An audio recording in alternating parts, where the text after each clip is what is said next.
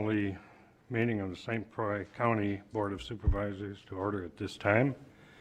And the invocation today will be with Tim Sackett. Tim, please. Please rise. Thank you. And green one? It should be on. Is that good? Well, thank you. So good afternoon or good evening or both. I just want to follow up. Supervisor Austin he had a nice comment about the beautiful weather we've been having, and this has been a blessing to be able to see this heat and summer come about. But we've agreed that we're both more of a 50s weather person, so please don't despise us for that. But I was just in Minnesota yesterday, and I saw at least 4 hayfields being cut already. And I'm not a farmer, but I think that's at least 2 weeks ahead of schedule, isn't it? So we're thankful for the bounty that's been given to us. In the ministry time that I spent here in St. Croix County, and all of the clergy that have been friends of mine and friends of yours, we use the term that our work in ministry is always a calling. We never call it a job first. We always call it a calling. And we've come to realize, as we discussed, that any kind of service that you do, that we do, and you do for the public good should be and can be considered a calling, because it is an act of service. So on behalf of St. Croix County and the clergy that come to you and the clergy that you go to, that's how we express the duty that we have in ministry, and the duty that you have in representing St. Croix County is the act of service. We do believe that there are at least 7 points of authority and power over us that we recognize even as small children as we grow up. And all of these points of influence and authority over us need constant prayer. And the people of the colonial days, when this country was being founded, believed in that greatly too. And following up from a day yesterday like Memorial Day, we can be and should be extremely grateful for the nation that we have. And as we are right now struggling and working through a lot of our national identity, one thing that is certain is our national origin.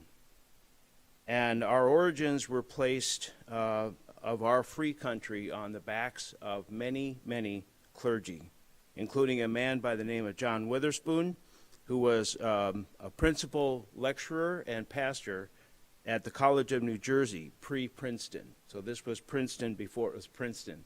John Witherspoon, in his time as a lecturer and an educator, he trained 1 vice president, 21 senators, 29 House of Representatives members, 56 New Jersey state legislatures, 33 judges, including 3 who became Supreme Court justices.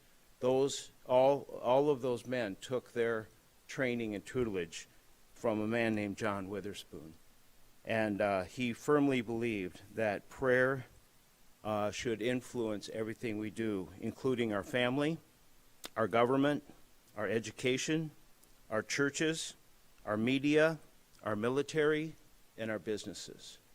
And I know that everybody in this room has some point of reference to all 7 of those pieces of influence over us as people of St. Croix County and people of Wisconsin and of the United States. So we are extremely grateful for the origins of our country. Let's pray.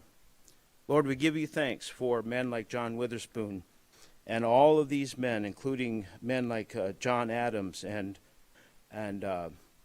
so many others who signed the Declaration, who pledged their allegiance. They pledged their fortunes and their lives and their sacred honor to defending and creating and defending a free nation. And we are here today because what they thought of, what they had in mind, is still happening. These are duly elected representatives of our county, and we are here to pray over them and for them, that everything that they need for all the wisdom, courage, and integrity that it takes to be of this great service we just pray over them. And we give you thanks for everything in Jesus' name. Amen. Allegiance to the flag of the United States of America and to the republic for which it stands, one nation, under God, indivisible, with liberty and justice for all.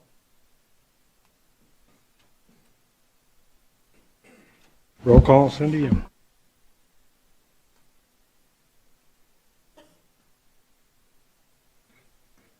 Take just a second for the technology for a roll call, please.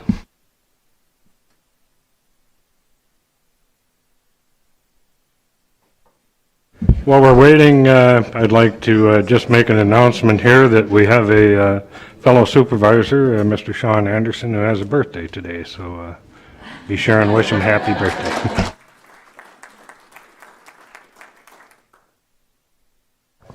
Yeah, 21, yeah.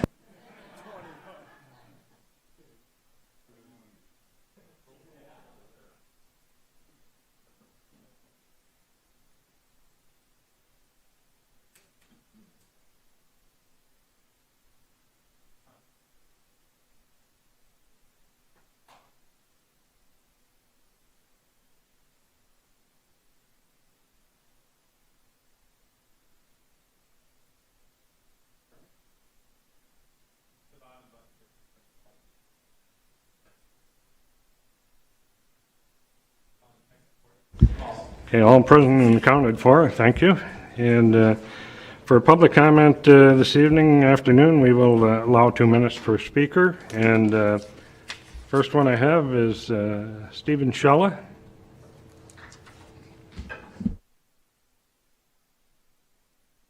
Good evening, everybody. My name is Stephen Shalla, and I'm a dairy farmer here in St. Croix County. We farm in Pleasant Valley Township, just south of Hammond. And I wanted to come because the calendar is flipped to June, and that means it's June Dairy Month. So I'd like to wish you a happy June Dairy Month, and thank you for all that you do to serve the farming community and the rural community in our county.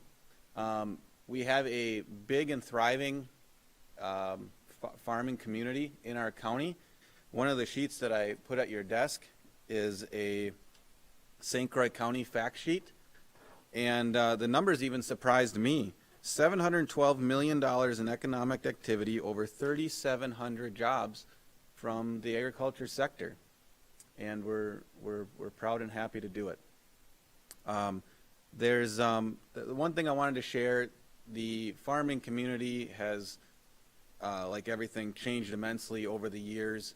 And not everybody's on the farm like they used to be, or as much as they were, say, 50 years ago. And I want you to know that farmers are approachable. If you have a question, if you have a concern, if you saw a goofy video on the internet, come talk to us. Come talk to somebody. And, or better yet, come see it. And so there's 2 events I wanted to invite you to come to this summer. The first one is the county fair. It's always a great time. Awesome to support the kids that work all year to raise those animals and the exhibits that they put together. And the second one is Farm City Day. Farm City Day is an open house on the farm where you can come get a tour, play games, eat lunch, do other fun stuff. Really great day for the kids. That will be August 14th, 10 to 2, hosted by the Mitchell Farm. I'm told they have a new Richmond address. I'd say they're kind of north of Hammond. Beautiful operation, really awesome family. So with that, thank you for everything you do, and happy June Dairy Month.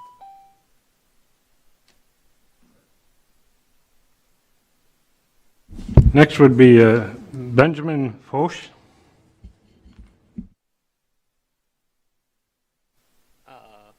Hello, my name is Benjamin Fox, F-O-C-H-S. I have to spell it every time anyway. I live at 2529 Powell Avenue, and I am speaking towards the Lubick rezoning. About 5 years ago, when we bought the property, we realized that we were going to have a lot of problems because it was actually interesting because it was in the city of, my address now in the city of River Falls. I live in the town of Troy, and I'm on a county road. And then the city of River Falls rezoned some of their property to industrial across the road. And so I left about 3 years of litigation, lawsuits, courts upstairs. And I think a lot of that comes down to lack of communication and knowledge of what's going on. it's been interesting. It's been a year now since the county was worried about how many barricades you had, because you're worried about people invading this place, ripping it and everything else, chaos. And it's been a year of hard to talk to people, hard to have meetings, and it's not very good communication. And so when I see that, and I see that maybe if you delay this, rezoning maybe a month and, kind of get some more information on this, because a lot of boards are limited capacity. We don't know what the new rules are or how we're going to communicate with each other. So I just find it very easy to make assumptions early and then you regret them later when you could took just a little bit more time on the front end instead of sitting here for years in courts and lawsuits. So with that, I ask that you delay this, get a little more information, get the traffic analysis, get the bike analysis, and some of these other things that could have done, the Board of Kenny, opinion that could be done in the next month. The pile of sandstone and gravel is not going to move anywhere in a month. And so you have plenty of time to assess this and have the zoning be the greatest and best use of the property, which is what zoning and land use are ultimately about. Thank you. Thank you. Next one is Garth Miller.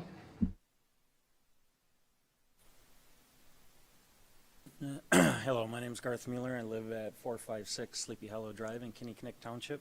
And I just wanted to say thank you for giving us this opportunity and going through the process. I was at the public hearing. I think the process was followed very well. We got to hear a lot of comments from neighbors and residents of the township. I communicated then, and I'll re-communicate it now, that I was part of the Kinnickinnick Township Planning Commission that wrote the comprehensive plan for the town of Kinnickinnick. So I know what's in that plan. I was part of that. The staff of the Community Development Department did a great job of pulling out the wording in that comprehensive plan that speaks to how we want our land to be used. I'm in support of the resolution to deny the rezoning. I think that a lot of the wording in the county comprehensive plan supports that, and the township comprehensive plan supports that. If you were to delay or eventually approve that rezoning, it would constitute basically spot zoning. The town has stated in that comprehensive plan that it is residential use.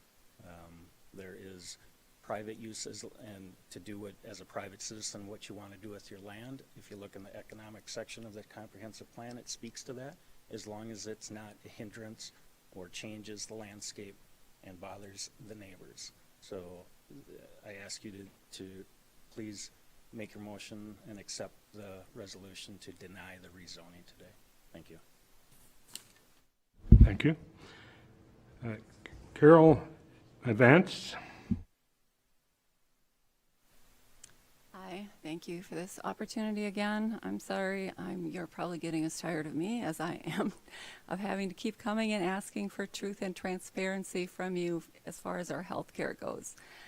And I feel the need to remind you that you are public servants. You serve we the people. But that's not how this whole nonsense of the past 14 to 15 months has gone. So I'm asking you to please stop the charade and look at true science, not the fake science, not the narrative. We don't buy the lie, the same old thing that we keep getting from everyone on the left, including the media. We're not afraid of COVID. I know that's been part of the whole thing, make everyone afraid, run, get the vaccine. It is 99% survivable, but by the majority of the population. That is not an epidemic, much less a pandemic. That's pretty much how the flu season usually goes. And speaking of which, what happened to the flu season? We haven't seen much of the flu for the last year because it's obviously just COVID, which has been repackaged as the bubonic plague, basically, to gain power, money, and control by the criminals running the world. And in spite of the totally non-scientific masks, lockdowns, and social distancing, we were getting over this fake emergency just fine with herd immunity until the vaccines. Well, they're not really vaccines. They just call them vaccines. Now the death toll and the number of horrible adverse effects has gotten really awful.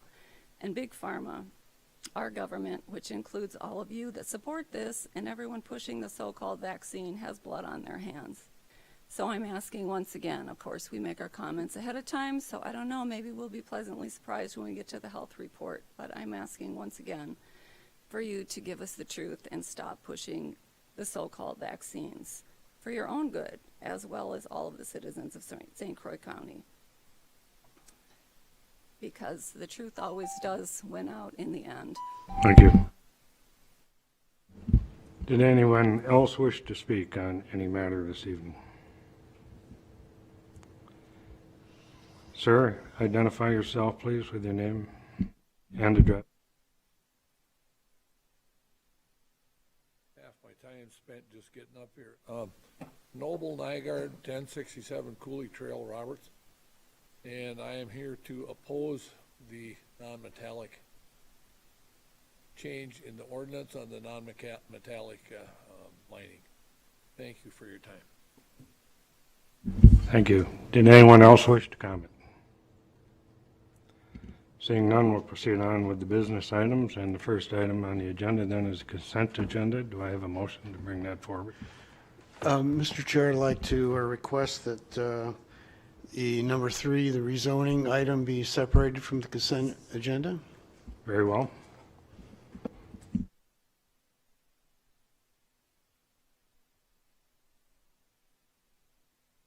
Okay, we'll proceed then with the consent agenda with number 3, the rezoning removed. We'll discuss that after the consent agenda.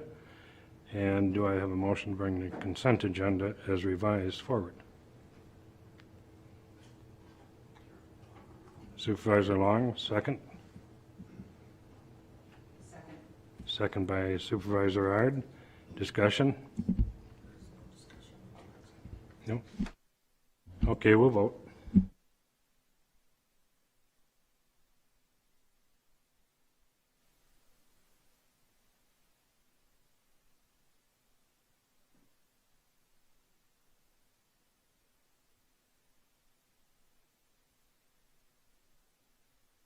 Carries. Thank you. And now for the rezoning, do we have a motion to bring the resolution denying the rezoning application, item number 3, forward? to the floor? Supervisor Hanson, second. Second by Supervisor Ard. Discussion, and Supervisor Long. Thank you, Mr. Chair. I just have some questions. I was a little concerned about the rapid pace of which this was moving through.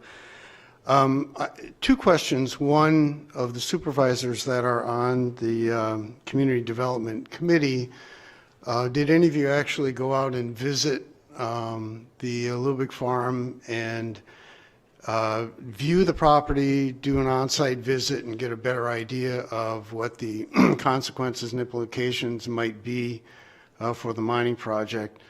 And secondly, I know that there's a lot of concerns, and I recognize that, and I really appreciate that. However, what I'd like to know is what measures were taken to try to investigate or look into options or alternatives of ways that some of the concerns could be mitigated. In other words, did anyone really look into how could we make this work rather than how well does it fit into the box? So those are my 2 questions. Supervisor Hanson. I'm happy to address that. It's with regard to the first. I didn't go to the farm, but the staff reporting is very, very thorough, including very thorough maps, and I could share you a hard copy, a physical copy of that if you'd like, or you have one in your packet. I did go to the Planning Commission meeting down in Kinnickinnick and listen to their public comment personally. When we zone, it's very, very important that you understand what we're voting on here is not anything to do with the gravel pit. It has to do with the zoning and the implications of the comprehensive plan. The use of that property is then secondary and would be considered by the Board of Adjustment. The conditional use would be their purview, and we are not allowed to consider that. So even though the citizens and the property owner are deeply concerned with how that land is used. We are concerned with what the comprehensive plan lays out for how the property is zoned. The property owner has full right to use that land in the manner that he expected to use it when he purchased it, which is for agriculture for as long as he wants to. However, should that land be rezoned or sold, it needs to conform with the comprehensive plan, which is laid out for 2 to 5 acre lots. Should 100 acres be set up as a block in an entire township, which is laid out as 2 to 5 acre lots, that constitutes zoning, is what we call spot zoning, and it's inconsistent with the comprehensive plan. Therefore, the committee didn't rush. We followed a arduous process that the Community Development Department went through, and we followed their advice. They said this is not consistent with the comprehensive plan. The comprehensive plan is something that is written over a very long period of time with input from the township, follows the township's advice and desire, and then is reflected in the county's plan. So it's not something that happens just overnight. It's not a knee-jerk reaction. There's not an ability to overcome that. That's a result of a very long process. And the committee makes its decision based on conforming to a plan which is written over all of these steps to prevent something like spot zoning from having a long-term 50, 60-year plan being impeded by that type of thing, a spot which doesn't allow the community to develop with the way that people who are leading that community see as their vision. So those are the answers to your questions, I hope, Bob. Okay, further questions? Comments? Supervisor Burning. Is it possible, Mr. Chair, to have either Mr. Lubick or Jason from Haas come up and answer some questions that I have regarding this? It is not. They had their opportunity to speak during the public comment, and we're not holding a hearing. Even when the time. subject is matter to them?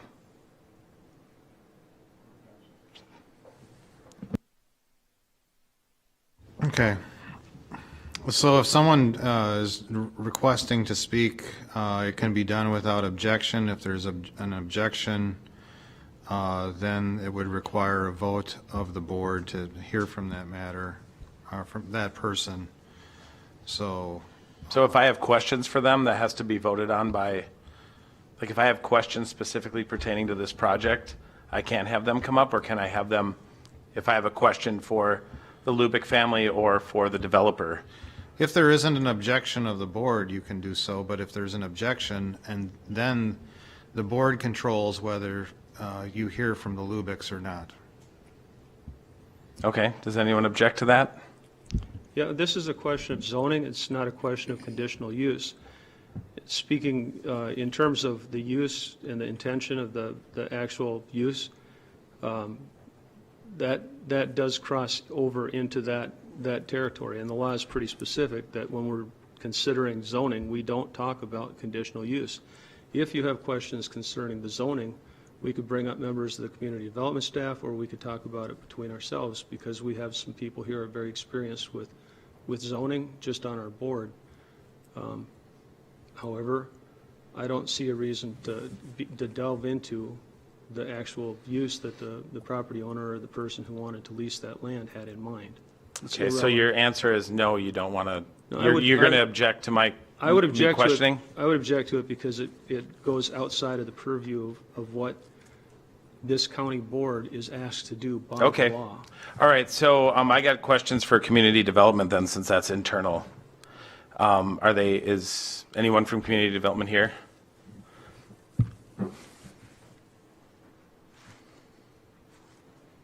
Good evening. John John Hilgers with Community Development Department. Hey, John. So I have questions regarding going out I have on a point site. of order. Questions should be addressed to the chair.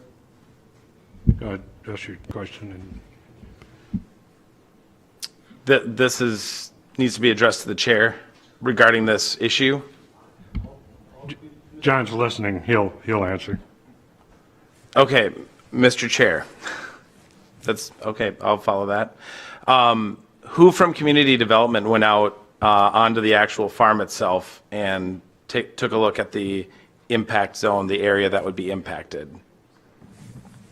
Go ahead, John. Mr. Chairman, board members, as staff and as we write the development report for the committee consideration, we do drive-bys of the site, so we did drive by County SS. We did drive by into the adjacent subdivisions to the southeast and the northeast of the development. We did not drive or walk on the farm property. Mr. Chair, question regarding spot zoning. Can you give examples of spot zoning other than this instance, or can Corp Counsel give examples, or somebody more seasoned in this area give examples of spot zoning? John, do you want to answer that? I've been here a short period of time. I do not know other specific instances of spot zoning that comes to mind unless Scott or Chairman Hanson of the committee would know offhand. Also, I'd object to putting a member of the staff under that kind of scrutiny. It's not appropriate. Spot zoning, by definition, is taking a large parcel of land outside of the intent of the zoning, which is laid out in the comprehensive plan. That's spot zoning. We try to avoid that, so there wouldn't be very many examples. Okay, so we'll move on to the next question. If Yep. you have one more. Nope, that's good. Thank you. Okay, anybody else wish to comment or questions? Okay, I believe we're ready to vote at this time. Just for confirmation, if you vote in favor, you will be supporting the rejection of the rezoning.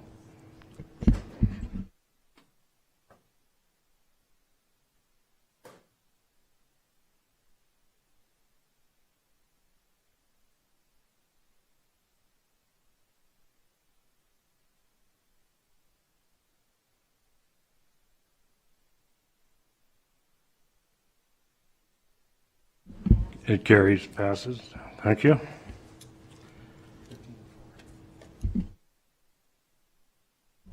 Okay, then we'll proceed on to presentations or recognitions. None? Okay. County Administrator's Report. Ken? Thank you, Chair Peterson. In the packet, you will see the financial report for the month of April. If you have any specific questions on it, I'd be happy to answer it. The only thing I'd probably point out is we did receive in the month of May our ARPA funds, so 8.4 million or 8.6 million, I mean, came in. That's the first half. We'll receive the second half 1 year from now, so May of 2022. We will receive the other half of that. And speaking of the ARPA funds, one of the big things on it is broadband. We are continuing to work on our broadband project, and there's a survey that we just posted onto the county's website for any residents or businesses to weigh in on their broadband experience in St. Croix County. The more data we can get, the better that survey results will be. So encourage them to look for that broadband survey on our website. There'll also be a mailing distribution that's sent out to households across St. Croix County about that also. But broadband is one of the big expenditures in that. So we want to make sure we can get as much data as possible so we can make some good spending decisions on broadband. Are there any questions, though, on the financial report for April? Supervisor Hall. Thank you, Mr. Chair. Administrator Witt, I noticed towards the bottom, it looks like we potentially are underspending on some of our protective services. Is that correct? Or spending below projection?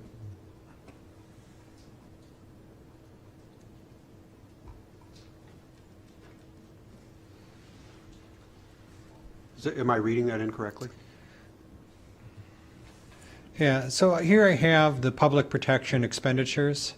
And so you can see through the year about 70% roughly, pretty consistently across all of those departments, budget remaining. So we're, 4 months in, so you'd expect to be, 75%. We're, actually pretty close in line with that.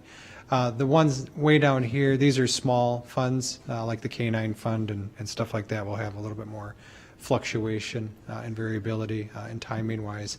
Otherwise, though, I would say, from what I'm looking at, everything seems to be pretty much on track with prior years. Unless there was a different page or a different number that you had spotted? No, those were the items. I was just wondering if we anticipated those coming back up and hitting to goal by the end of the year. They will. Okay, thank you. Yep. Further questions? Judy. Dr. Dr. Supervisor Actor. Yeah, I'm just wondering, if I looked at this right, when are we going to be able to start utilizing the Kitty Road Center? Am I correct that we don't have anybody there? Is there a time in the near future where we hope to be able to utilize it for what we meant it to be utilized for? That is an excellent question that my financial report probably does not answer. I saw the zero. Yeah. It is not currently being utilized. I know on tonight's agenda is the HHS report, annual report. I will make a special note for Bob to address that question when he gets to it, though. It'll give him a little bit of time to think of an answer for you. Further questions? That's it. Thank you. Next item then would be County Administrator appointment of Justice Services Director. Ken? Yeah. Today was Michael O'Keefe's last day as the CJCC coordinator. So Mike has left the building now. But we had done a recruitment. He had given us plenty of notice with his retirement, so we were able to do a recruitment. We actually realigned the position with the approval of the administration committee. And with that, we changed this position into a department head level position, entitled a Justice Services Director. Therefore, I'm happy to present our recommended appointment of Susan Caparelli to this position. I'd like to thank Supervisor Fiedler and the presiding Judge Needham and sitting in on those interviews and helping me with making this selection. But Susan comes to us with experience in this field, comes to us already Compass certified, which is one of the key parts of doing this job. So I think we're very fortunate to have somebody with her skill set joining our team. And so I present to you the recommended appointment of Susan Caparelli as Justice Services Director. There'd be a motion then. We have a motion to I would- Supervisor Osnes, Second. second by Supervisor Ard. Discussion. Apparently none, we'll vote.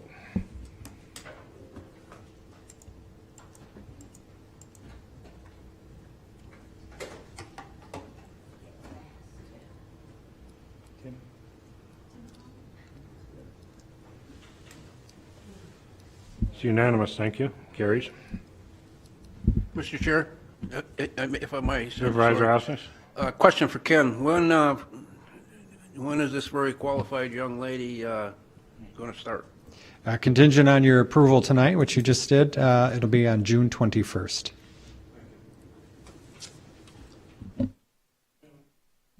Next item then will be the resolution amending the rules and bylaws, County Library Planning Committee organization. And do I have a motion to bring that forward? I'll move to Supervisor Lloyd. approve. Do I have a second? Supervisor Osnes, thank you. And discussion? Supervisor Long. Yeah, this was, the County Library Planning Committee met and made some recommendations, a couple of which were recommended by Administrator Witt. One was to better define the size of the libraries by naming them, which makes total sense, at least to me. retaining the two-year term, but making that on, starting in May of the even years, consistent with the election of the board. So unless you'd like to add something, Ken, on that. Supervisor Achterhoff? Yeah, I've been on the library committee, planning committee since it first became a library planning committee.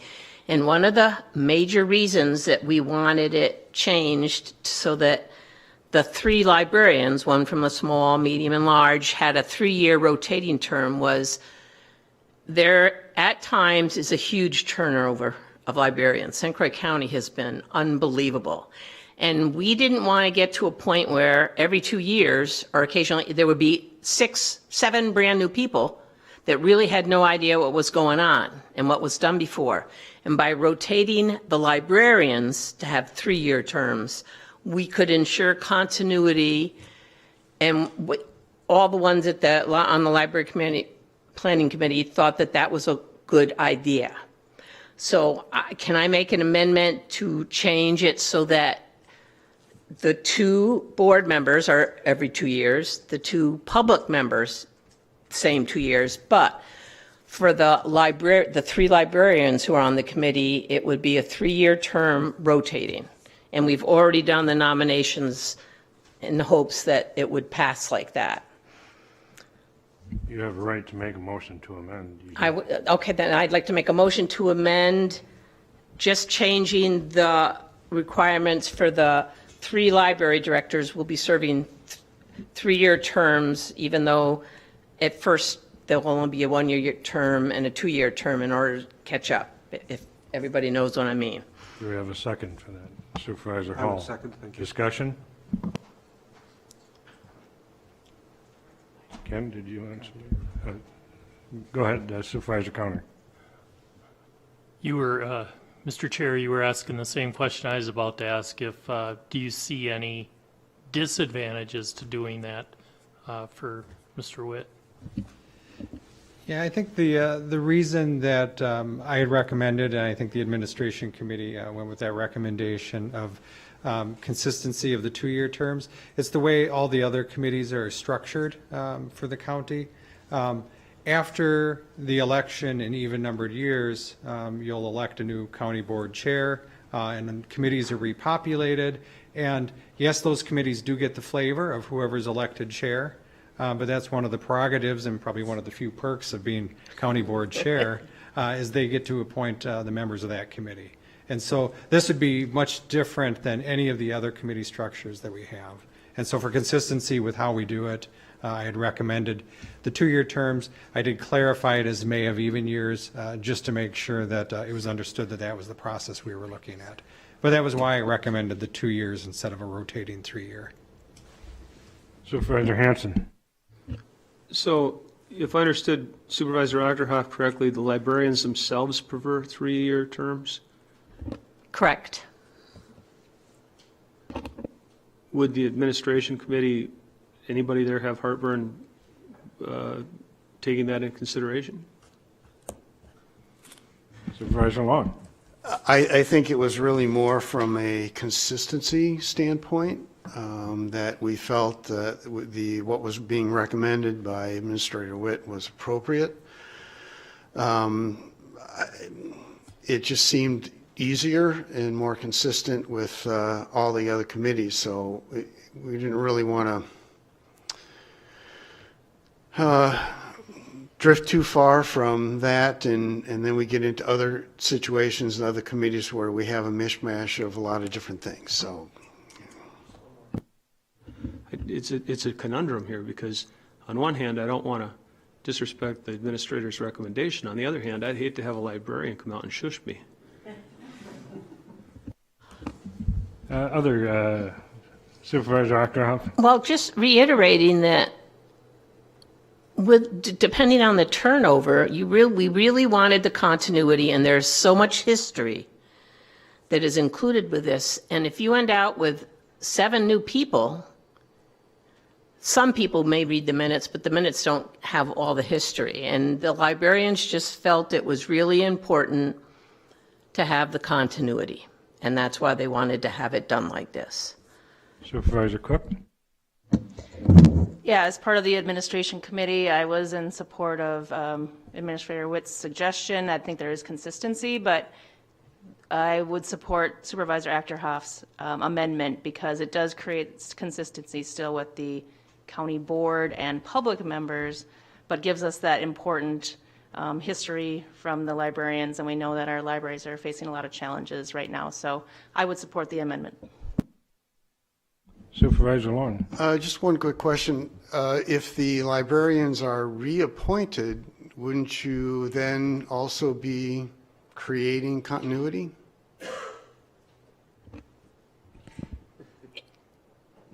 Some may be reappointed, but if librarians left, you would have 3 new ones. I mean, just by having we just felt, and the librarians felt, that by having the 3-year terms, it would overlap so that there would never be a gap. Because when we first started meeting this year, after not meeting for over a year,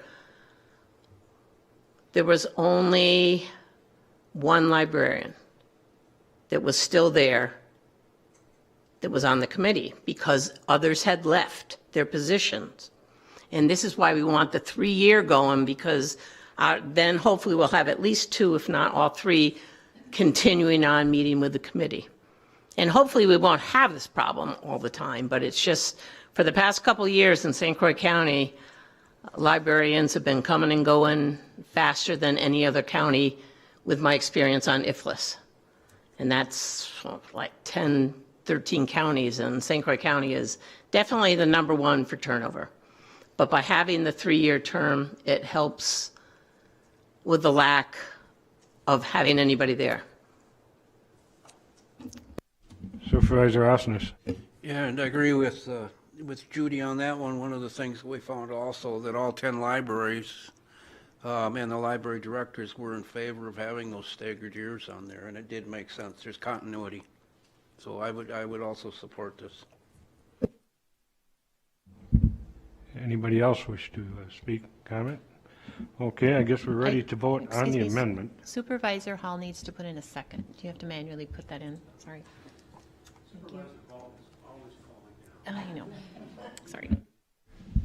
Okay, we'll be voting on the amendment to amend the resolution to a 3-year term for the librarians, and we'll vote.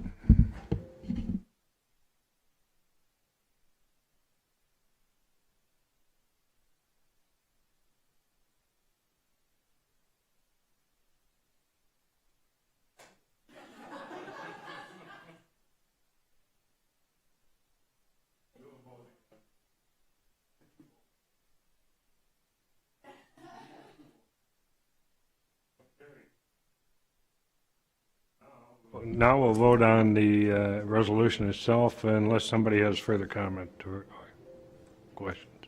Okay, we'll vote on the main amendment as amended.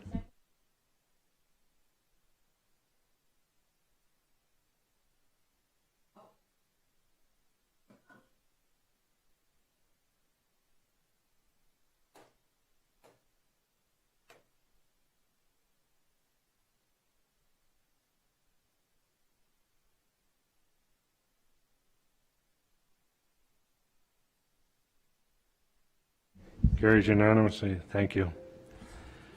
Next item, as soon as I can see again, resolution updating the county board compensation per diem, mileage, and expense. So I have a motion to bring that forward. Supervisor Move to Long. approve. Second. Supervisor Peavy, thank you. And discussion, Ken, did you want to cover that, or Bob? Go ahead. I'll take a shot at it. Basically, there's just a couple of key changes here.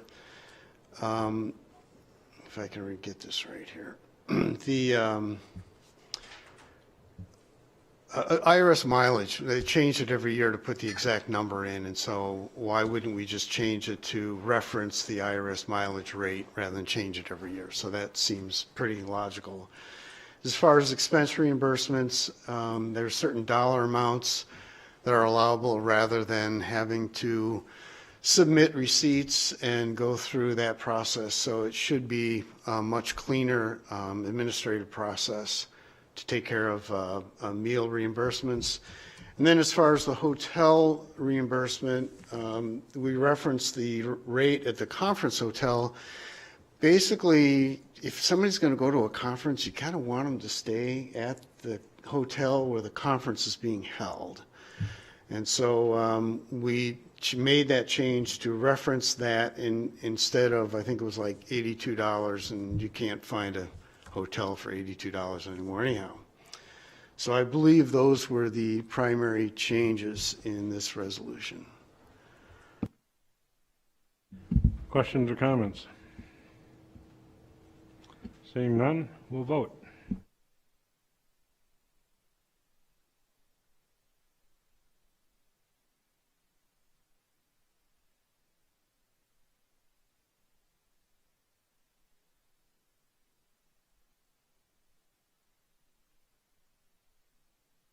Carries unanimously. Thank you.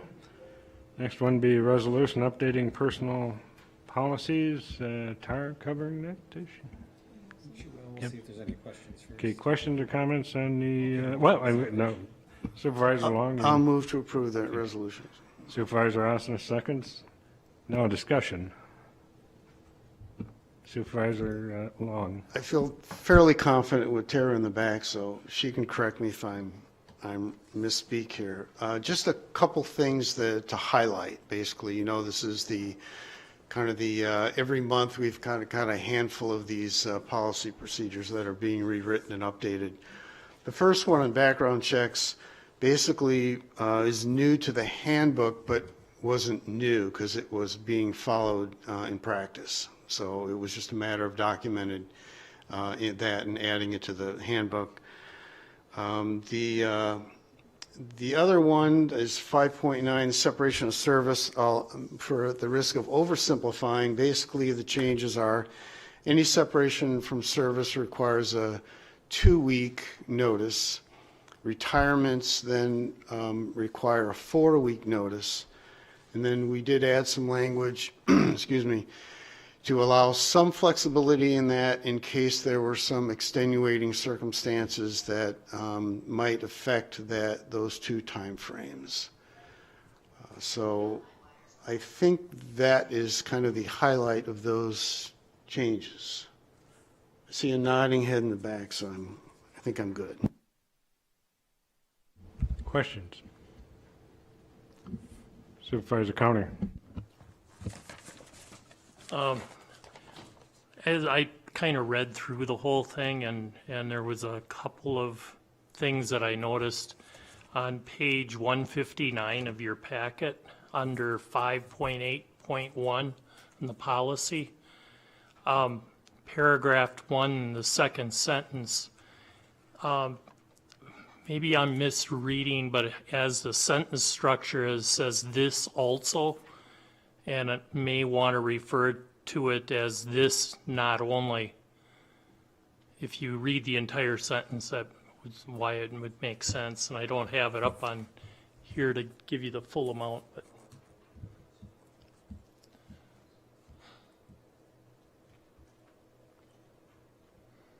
it's how this, So instead of this also, this not only includes time spent?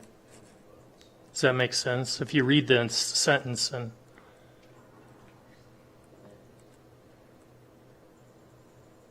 Oh, sure, I see what you're saying. I don't have, I think that would work. We can do that. okay. The other thing was that if I understood it right, then PTO payouts would not come after your 2-week notice. So you would end up where the PTO would be canceled? PTO is always paid out unless you are in your introductory period as a new employee. So the PTO still gets paid out even if you leave not in good standing, or if you're discharged, you still will get your PTO payout if you were a regular employee. Okay, I must have kind of misconstrued that one part that was in there. Is there a certain part I can help clarify in the language? I think it was page 164 under, in the packet, so it's 5.9.4 resignation was one of them, and then it just said if what you're saying is then is that would be an authorized payout for PTO. Otherwise, what I was questioning was that it didn't seem consistent with 5.9.3.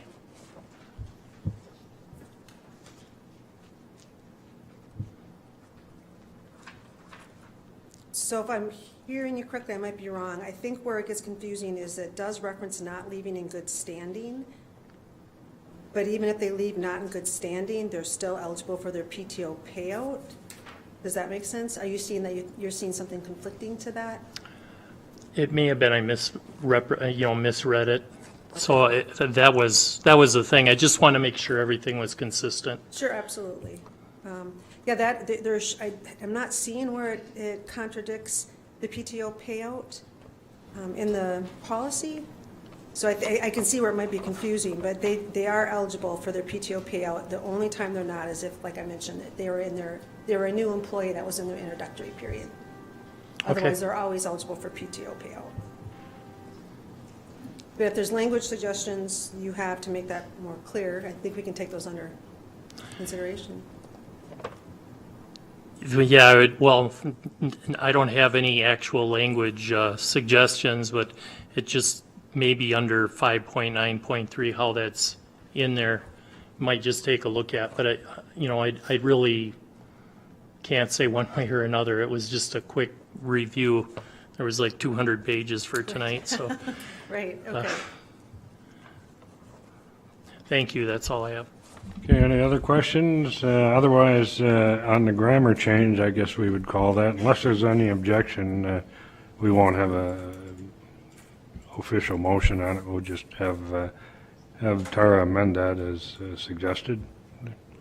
Okay, so any other questions or comments? If not, we'll vote.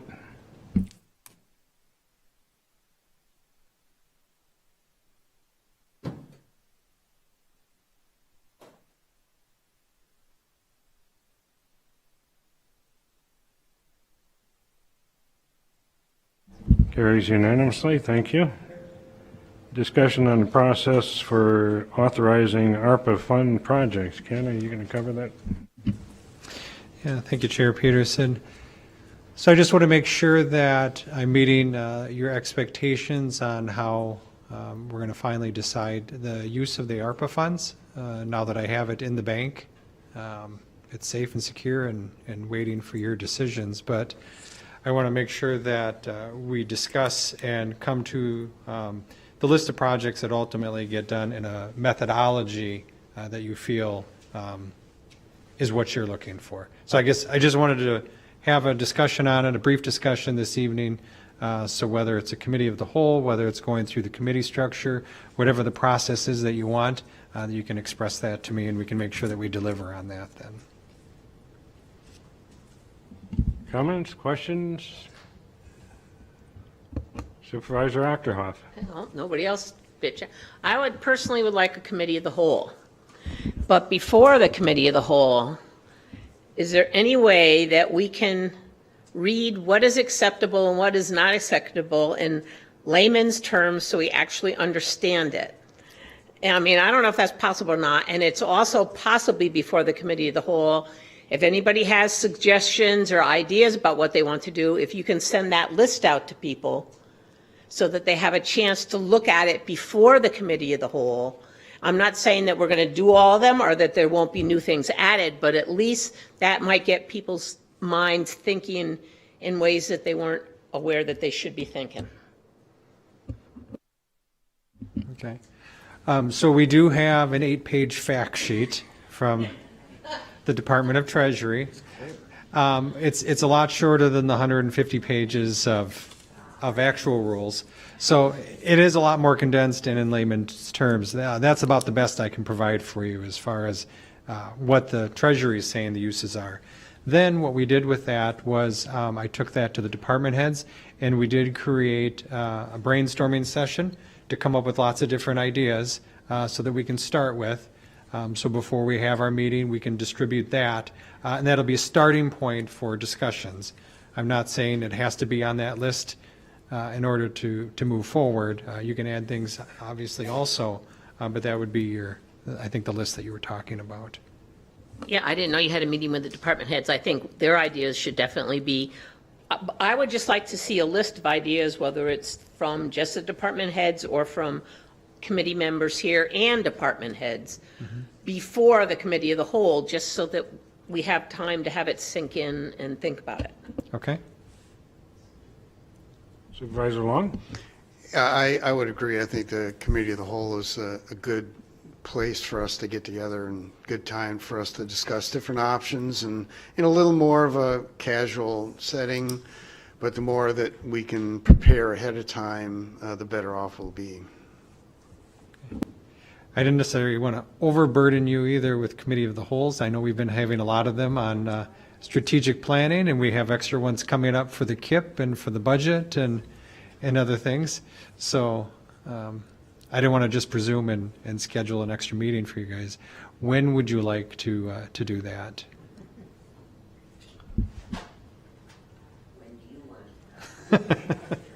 Supervisor Burning? What, are we under time constraints with this? Yeah, so the money does have to be used by the end of 2024. So, I mean, there is a time constraint, but it's not, I'm not looking at my watch time constraint.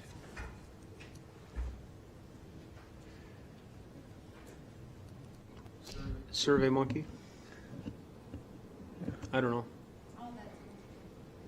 Well, that gets messy. How about the second or third week of July?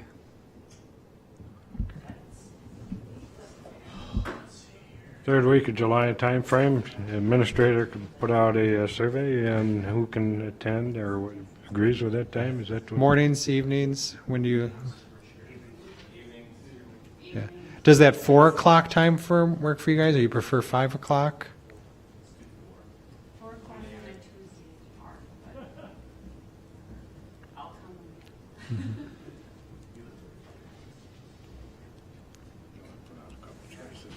We might want to throw out a number of different options, because I know that, of course, summertime and we're all anxious to do a little vacationing and maybe fishing or something like that. So we might want to throw out a number of different options to make sure that we can try to accommodate our schedules as best we can, because the summertime is tough. Okay. Ken will put out 2 or 3 choices for days and then we can respond back. I think that's probably give everybody a fair shot at it. Yeah. Okay. Yeah. The only other thing I'm going to suggest to you now, so you can start thinking about it, is because we're getting the money in 2 tranches. It's a cool word, tranches. So we have half the money right now.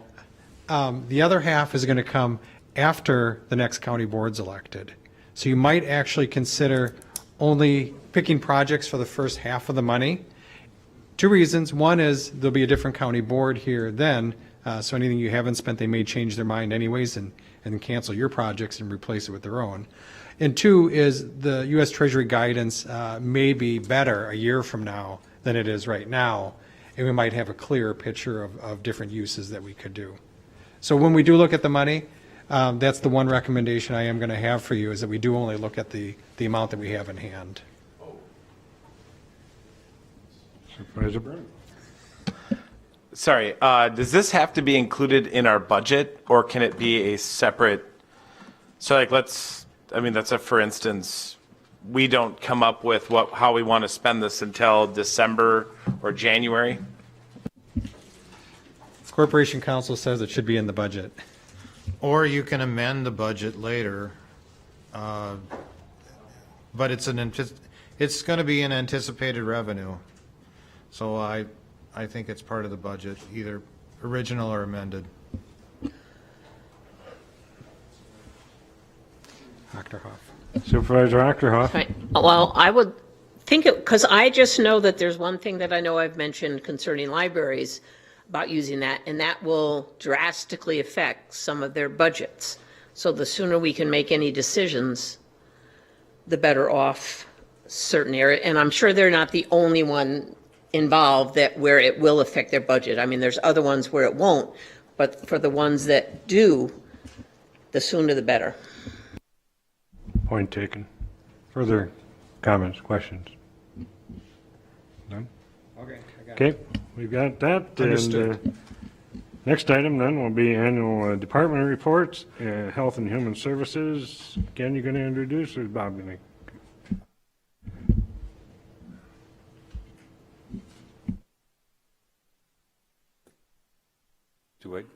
Does this work? Yes. Hi. Mr. Chair, thank you. Board, it's good to see you all in person. 2020 was an eventful year for us in terms of not just the pandemic, but in terms of leadership changes and a shift in the way we provide services to the public. You have the 2020 annual report in your packet that's 44 pages long. So I'm obviously not going to go through it in great detail today, but I thought I would highlight some of the events, some of the high-level kinds of changes that occurred in 2020 with some of the corresponding solutions that we came up with, and I think successes that we realized as we got through the year. But I also wanted to thank you and thank the HHS board for your support, not just in 2020, but ongoing, and we certainly appreciate it. Thank you. If you look at the report itself, the way it's laid out is we listed the HHS board and the Council on Aging and Disabilities board members on that first page, and on the next page we listed all of the divisions with the corresponding FTEs associated with them. If my math is right, we had in 2020 about 258 FTEs associated with HHS and the healthcare center. The budget summary on the next couple of pages there for HHS and for the healthcare campus, as you can see, for 2020 was just over $31 million combined. We broke out this report into divisions, so each division took some time and laid out all of the services and the kinds of work that they do for you, so you can see, you know, with the pandemic overshadowing a lot of what we did over the past year in 2020, I think a lot of what we do got, I wouldn't say overlooked, but didn't get recognized as really a creative and staff-driven response to the pandemic in delivering services differently to the public. What I mean by that, if I was to summarize, in a matter of a few weeks, just prior to my starting in this position, HHS transitioned from in-person services to the public primarily to almost exclusively remote work and telehealth. It was a very quick and rapid transition. I wasn't here for that. I know my predecessor, Fred Johnson, and the staff did a very nice job in making this transition.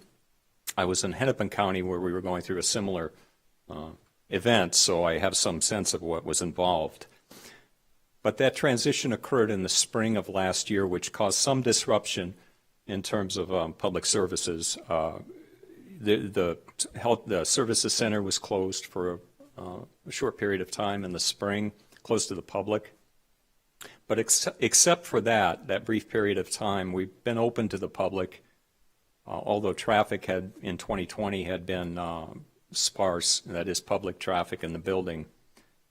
But we continued, really uninterrupted, we continued services to the public through telehealth and remote work, which was really an accomplishment, I think, for St. Croix County. A lot of what we do is work related to behavioral health and children's services and services to the elderly or seniors, which require a lot of face-to-face kinds of contact. And we had to make this change to remote work rapidly, like I said, and still preserve the meaningfulness of those kinds of interventions, which is no small task, and I think we were successful in doing that. Let me just walk through real quick. I'll walk through the different divisions and kind of highlight some points in each division, and then I'll be happy to answer any questions, and I'll try to answer Supervisor Achterhoff's question about Kitty Roads along the way. As I said, you know, the pandemic affected different divisions differently. So in almost every section of this, there's an asterisk that has the word COVID-19 attached to it. But we tried to explain why certain changes to service delivery or certain data was different for a period of time because of COVID-19 and the way it impacted our service delivery system. So like in the records division, there was a decrease in the number of requests for information, primarily because many of our providers were closed or limited in capacity, so we weren't getting as many records requests. In our office support staff or administrative staff, like I said, they were closed briefly for a period in the springtime where the building was closed, but otherwise they've remained greeting the public. Although traffic has been, or in 2020 was slow, there wasn't much public traffic, but the administrative staff supported other divisions in terms of their remote work and their telehealth requirements and some of the other administrative tasks that changed as a result of the pandemic.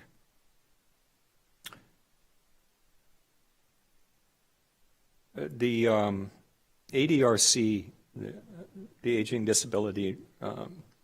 and Disabilities Resource Center, was pretty significantly impacted by the pandemic, preventing us from, well, an example of it would be a switch from congregate meal settings to home-delivered meals and making that switch. So still delivering meals to the public, to those that needed it, but not endangering them to a potential exposure to the virus.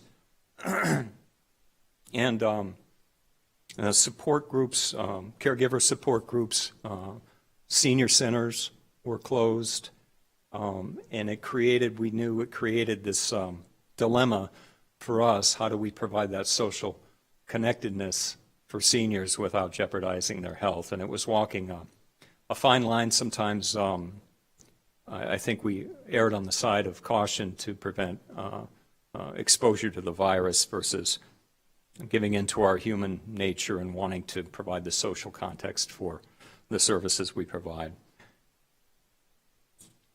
If you can,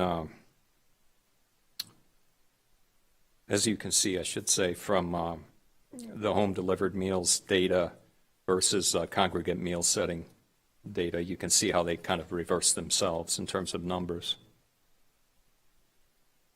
I should have brought my glasses, so bear with me. Just moving on to the Behavioral Health Division, as I said, they made a rapid change to telehealth and remote work in that division, except for certain cases where emergency services were required and we had to meet with people face-to-face for that purpose. But that transition involved more than just going home and working from a computer. It involved a lot of work around getting variances from the state in order to bill for those services, the regulations around them. Would a telephone work or would it have to be video? A lot of detail.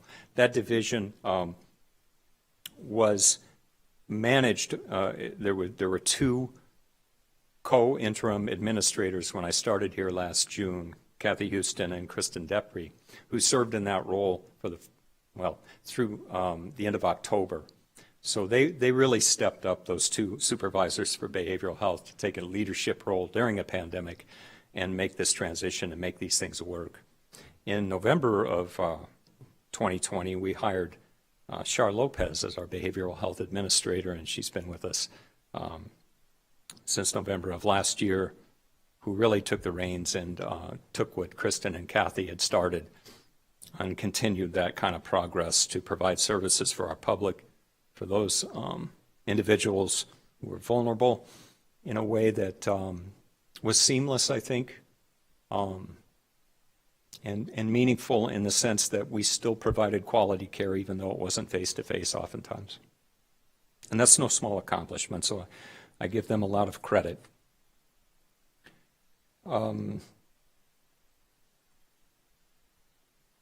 In children's services, those staff who were involved with child protection cases still met with folks throughout the year of 2020, throughout the pandemic.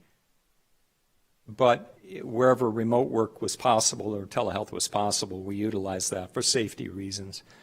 one of the challenges with behavioral health and children's services throughout 2020 was not just how we met with the public, but it was finding placement for people who needed residential or crisis care. And the reason for that, obviously, is that many of our providers were experiencing limited capacity or weren't accepting new admissions. So we had to be creative and really work well with our providers to find placement for them, those that really required it. And it oftentimes was a matter of finding a solution where there didn't appear to be one. And they were successful, I think, in doing that overall. But it was a real challenge for children's services, finding placement for children in out-of-home placement, foster care placement, and for behavioral health, and finding residential bed space for people with mental health or addiction needs. So that was a really big part of the puzzle that we had to solve in 2020 in response to the pandemic.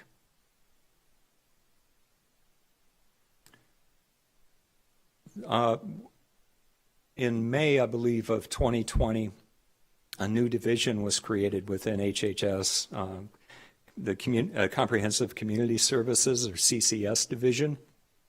And this is it's a behavioral health service, but think of it as described in here, sort of a non-traditional way of engaging people in mental health and addiction care. By non-traditional, I mean, and I don't want to label the program, but it's doing things like equine therapy, yoga, meeting the person where they're at in terms of their motivation to change, really looking outside the box of traditional kinds of treatment to find ways to engage people differently that leads to good outcomes in terms of their health, their mental health, and their addiction needs. We contract with a variety of providers, traditional and non-traditional, to meet those kinds of needs. This program is 100% Medicaid reimbursable, so participants do have to qualify for the Medicaid benefit. In May, Rebecca Kerr was hired as the division administrator for this division. And it was, like I said, brand new to HHS, so we've been over in 2020 and currently, we're looking at ways in which CCS integrates with the rest of HHS, behavioral health, children's services, and other divisions to create a continuity of care amongst these different divisions. So we're not creating silos within our department, but rather looking at ways in which these divisions are interoperable. So the word interoperable. So definitely a change in leadership over the year. Myself, Rebecca Kerr, and Char Lopez all coming on as in leadership roles, which no doubt was challenging for them, but probably for the staff as well, to get to know new leaders remotely over Zoom or Teams meetings. So it's taken a while, but now that we're getting back to in-person services, it's starting to feel like we know each other. So that's a good thing. Moving on to the Economic Support Division. Our Economic Support Team is a part of a 10-county consortium called Great Rivers Income Maintenance Consortium. And through the help that, let me back up, for that division, they were working remotely throughout 2020. They were doing all of their work remotely, with few exceptions. And I know this is moving into 2021, but we've decided as a result of their effectiveness in doing that we'll maintain that remote status for that division, which frees up some office space for us to move other people around and accommodate them differently. But the Economic Support Team and the Great Rivers Consortium have exceeded all of the outcome expectations for the work that they do, the assistance that they provide to our public, for those that are most vulnerable, the economic support, the food assistance, heating and the heating assistance, not only provides benefits to the people that we're directly serving, but it also transcends to the community and the businesses, the healthcare industry, and others that benefit from the support that this team provides to our residents in St. Croix County. I know there's a lot of data and other graphs on here, so I can, like I said, answer questions after this report if you have specific questions, or note them and answer them later. Just moving on, though, to public health. That's probably the division you've become very familiar with over the past 15 months. I think it's important to note that in 2020, our public health division was rated first in the state in terms of health outcomes. They're a level 3 local health department. The quality and diversity of their skills is, I think, notable. Not only has this small division responded, I think, remarkably in a pandemic environment where the science and the situation changes or has changed almost daily, but they also carried on all of the other public health responsibilities that go along with a division like this. And those are listed. I won't go into great detail about each of them, but I think what gets overlooked is the public health work continued in other areas of that division, even though the pandemic kind of sucked up all the oxygen in the room in terms of what got paid attention to. But, you know, chronic disease prevention is certainly one of the things that public health does, and my interest in going forward, just quickly, my interest in going forward is to more effectively blend the public health model with our behavioral health and other division models so that we have a population level health picture of our community, and we can focus and target populations, subpopulations that are most in need of our services and better target those services as a result. Our hiring of epidemiologist Ellie Clausen early in 2021, thank you for that, but I think she will be valuable in some of these efforts going forward. In 2020, we were able to meet the pandemic demands primarily because of the fortitude of the public health team, but also because we had some funding from the state that allowed us to hire limited term employees to assist them in contact tracing and disease investigation, which was a major challenge for the fall of last year. And I think the last division or area to cover was the healthcare center. Now that was what's that? That was a very stressful environment because we were well aware that the population that the healthcare center served was among the most vulnerable to the COVID-19 virus. So maintaining safety for our residents was primary, and adapting staffing patterns and service delivery in that setting was adjusted so that we offered the most protection we could for the residents of the facilities. As a result, there were a few outbreaks of COVID-19, but they were minor, and there were no fatalities within the facility. Sandy was very instrumental in ensuring that the safety of the residents came first, even though there were pressures on their facility, the nursing home, to allow visitors and other kinds of social interactions. We recognized the need for that in those environments, but we also recognized that it was more important to keep residents safe. Now those restrictions are lessening as we get into 2021. But to touch on Supervisor Achterhoff's question about Kitty Roads, that unit was closed in 2020. The main challenge there was folks in the memory care unit. That the approach was that we didn't believe they would be able to maintain the kinds of safety protocols that would prevent the spread of COVID should someone get infected, either by keeping a mask on or distancing, or any of the safety protocols. Now, coming into 2021, there is a desire, obviously, to reopen or to open Kitty Roads, and Sandy is working to recruit positions needed in order to do that. The environment right now for hiring is a little difficult, and the wages are a little bit hard to compete to compete with others around, but we are trying to hire up so that we can change those staffing patterns back to a level where we could support that unit and get people served there. I don't have a time frame. It really depends on when we can recruit and hire for positions that would allow us to do that. And I know in talking with Sandy, that's a priority for her, and we're trying to do that.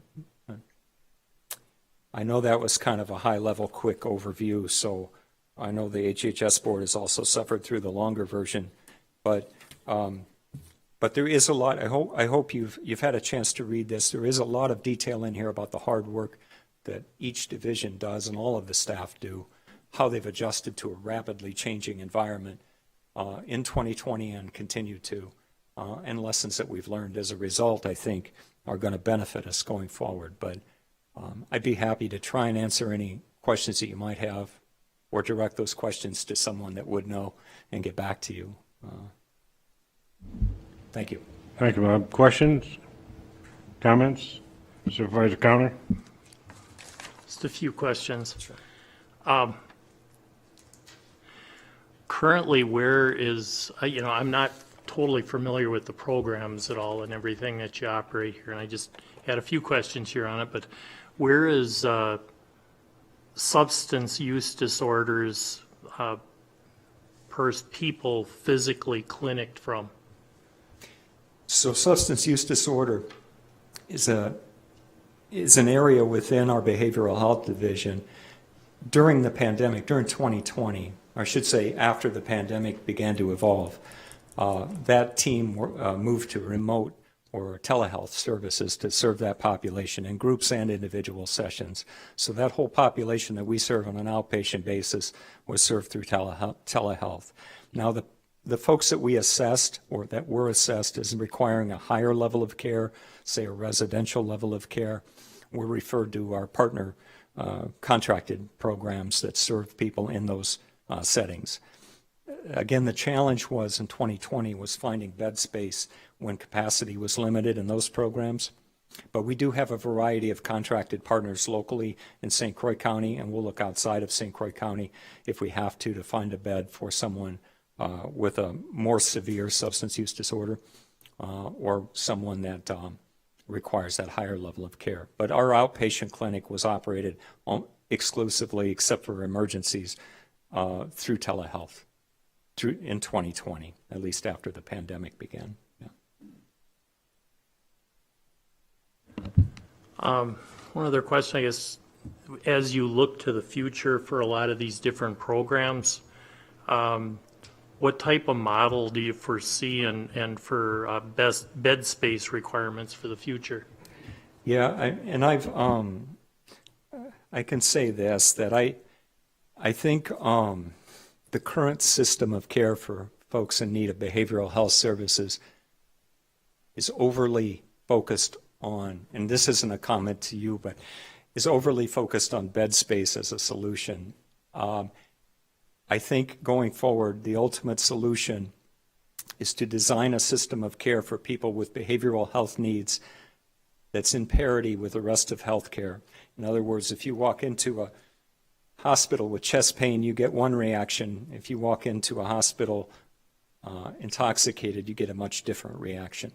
And I think that our system of care requires that our behavioral health divisions, CCS, Behavioral Health and Children's Services, need to partner closely with hospitals and other healthcare, mental health clinics, and with the state of Wisconsin to develop, and we're doing this, to develop a system of care that mirrors the rest of healthcare, so that our response to these needs are not based on grants, they're not based on time-limited programs in specific environments, but they're treated as a healthcare condition that's chronic and often requires different intensities of care based on what that person is willing to do.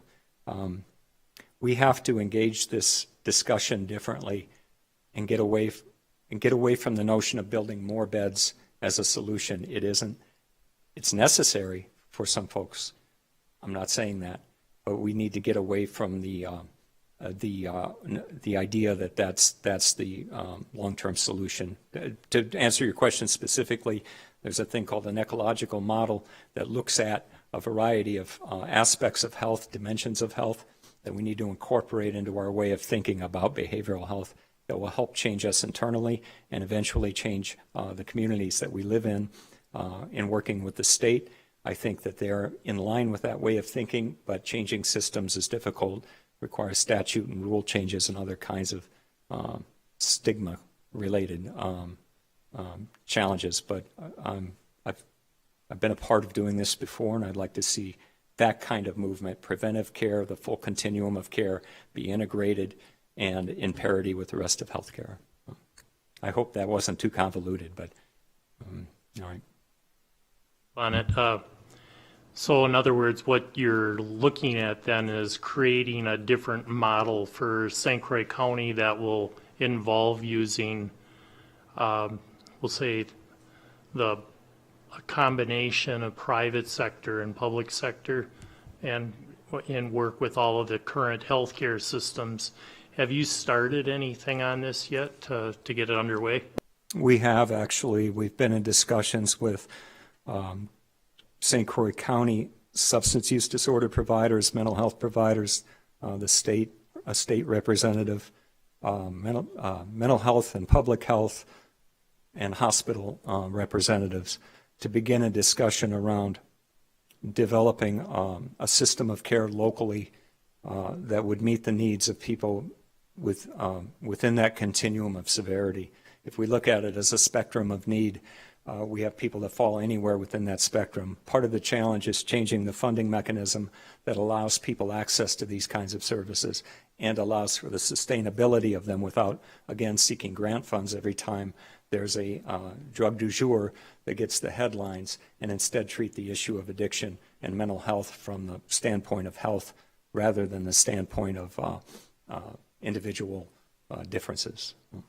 We have begun the process, and it's gradual, and it takes time to build momentum with partners and build kind of a common vision around this. But I think there's appetite for it, and I think it makes sense from a healthcare point of view to make these kinds of transitions gradually, but not too gradually. Supervisor Hanson? Thank you. So the EEOC just recently, I think it was Friday, issued a technical assistance bulletin that would allow for offering incentives and then requiring employees to get vaccinated under certain circumstances. Have you seen this, and would you, if you haven't, then it's a moot question, but are you considering doing that with our nursing home? I understand we had an outbreak just a couple weeks ago, and we're getting well on past the time when these vaccines are available, and it's personally, I think it's time to protect the residents. I haven't seen the report that you're referencing, so as far as do we have any plans along the lines of incentivizing? No, not that I'm aware of. I'm not suggesting we couldn't. I'm just saying I honestly don't. I just stumbled on a thing. I'm not that much of a wonk, but according to what I read, you'll be able to, according to policy. Okay, and that would be something I'd want to discuss with Ken and Sandy as well. I'm just not familiar enough to comment. Yeah. Mr. Chair, may I ask? Supervisor Hall. Thank you. Just a follow-up question on the beds. So there's chronic care and long-term care and managing the ecosystem of the need, but there are time to time where we have critical care needs that come up on an emergency basis. I think we're all aware of some of the stories about multiple squads from the Sheriff's Department having to go to Fond du Lac. What are your thoughts around how we will address that going forward this year? There's a couple of ways to address it. One is to create additional emergency mental health beds more locally. There's funding that looks promising to expand beds in Eau Claire for mental health crisis services, which would reduce the the transport and stuff. Again, that's kind of a short-term solution, but necessary, I think, given the demand right now. The longer-term solution is, again, when we're talking about collaborating with hospitals and emergency departments and law enforcement, we're looking at some possibilities around, you can sell, so to speak, you can sell ideas to the hospital if it means they're going to save money somehow, and hopefully improve the health of the people that they're seeing. Emergency departments generally don't want to be inundated with people who have mental health or addiction crises, so they want to find solutions beyond that. One of our proposed solutions is to look at, could we develop a withdrawal management service locally that would include mental health care and other kinds of behavioral health supports with a community provider that may be able to do that, with support from the state, with support from us, technical support, or whatever it might require. But the idea there is to divert people away from emergency settings, emergency hospital settings, and or reduce the impact on law enforcement for having to transport people long distances by having something locally that could better manage people with behavioral health crisis needs in an environment that's less intensive but offers different levels of support for that person. So the immediate need needs to be responded to, and hopefully we'll see funding for additional beds in Eau Claire, which would help. But the longer term solution involves a more local response to emergency behavioral health needs in a way that's dignified, in a way that's consistent with other kinds of medical approaches, but provides the peer support, care coordination, case management, and other kinds of ongoing support that people need in those situations to prevent them from going back to the ER or dying or having to be repeatedly picked up by law enforcement. So my interest really in doing that is, I'm sure, the same as yours. It's to provide a level of dignified and targeted support for these folks so they're not being subjected to unnecessary kinds of trauma and stress by being transported long distances, which might prevent them from ever wanting help again, And it's really finding ways to market what we do and what we could be doing in a way that's appealing to the public and assist law enforcement in hospitals and other emergency kinds of service delivery, emergency housing, as an example too, where people find themselves in situations that are difficult to adapt to or to move out of because of the challenges involved. But that's about the best answer I think I can give right now. Yeah. Further questions? Thank you, Bob. You're welcome. Thank you, Mr. Chair. Thank you, Board. Requests for future agenda items. Supervisor Fiedler. Mr. Chairman, as a result of COVID, one of the problems was our census that we do decennially.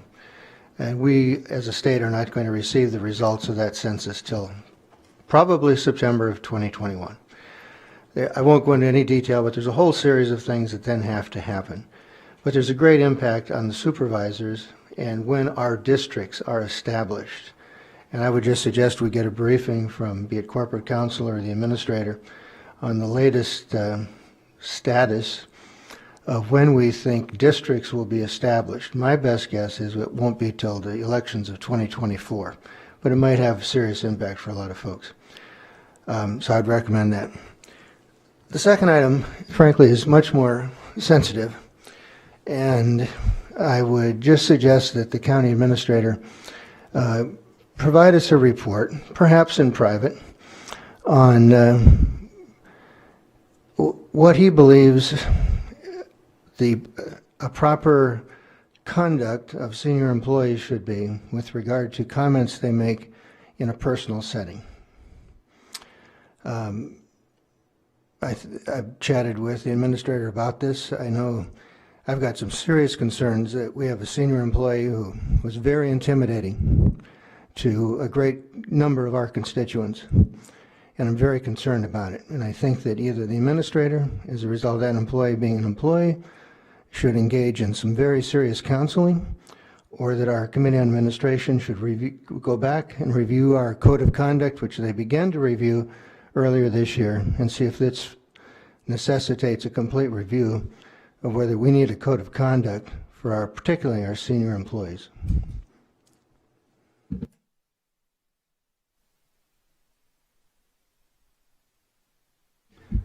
Others? Seeing none. County Clerk's report, correspondence and rezoning. I have no correspondence, but just a reminder, if you're interested in going to the WCA conference in September, to let me know before August 13th. How's that? Thanks. Okay, announcements.